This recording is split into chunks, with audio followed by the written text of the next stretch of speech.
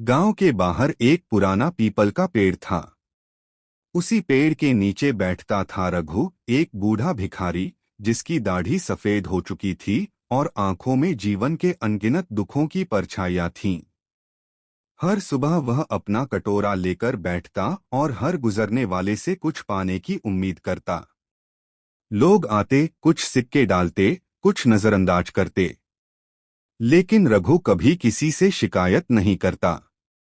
वह बस मुस्कराता और भगवान भला करे कह देता। एक दिन एक 10 साल का लड़का अर्जुन स्कूल जाते हुए उसके पास रुका। उसके पास देने के लिए कुछ नहीं था, पर उसने रघु से पूछा, दादाजी, क्या आपको कभी कुछ अच्छा नहीं लगता? आप हमेशा यहाँ क्यों बैठे रहते हैं? रघु मुस्कराया, बेटा, जिंदगी ने बहुत कुछ सिखाया है, पर अब उम्र नहीं बची कुछ करने की। अब तो यही कटोरा मेरी दुनिया है।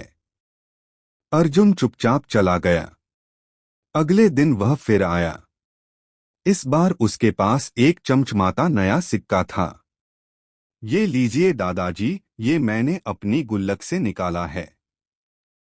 रघु की आंखें भर आईं। इतने सालों में पहली बार किसी ने उसे अपने दिल से कुछ दिया था। वह सिक्का उसने कटोरे में नहीं डाला, बल्कि अपने पुराने थैले में रख लिया। उसी रात रघु ने पहली बार सोचने की हिम्मत की, क्या वाकई उसकी जिंदगी सिर्फ कटोरे तक सीमित है? उस एक सिक्के ने उसे सोचने पर मजबूर कर दिया।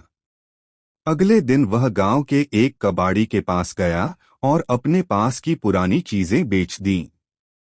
जो पैसे मिले उससे उसने चाय पकौड़े की एक छोटी सी ठेली खरीद ली। शुरू में लोग हैरान हुए, पर धीरे धीरे उसके पकौड़े मशहूर हो गए। एक महीने बाद वही अर्जुन फिर उसके पास आया। अब रघु साफ सुथरे कपड़े पहने अपनी ठेली पर ग्राहकों को चाय परोस रहा था। दादाजी, आप तो बदल गए, अर्जुन खुश होकर बोला। रघु ने हंसते हुए कहा, नहीं बेटा, मुझे तो एक सिक्के ने बदल दिया, वो जो तुमने दिया था।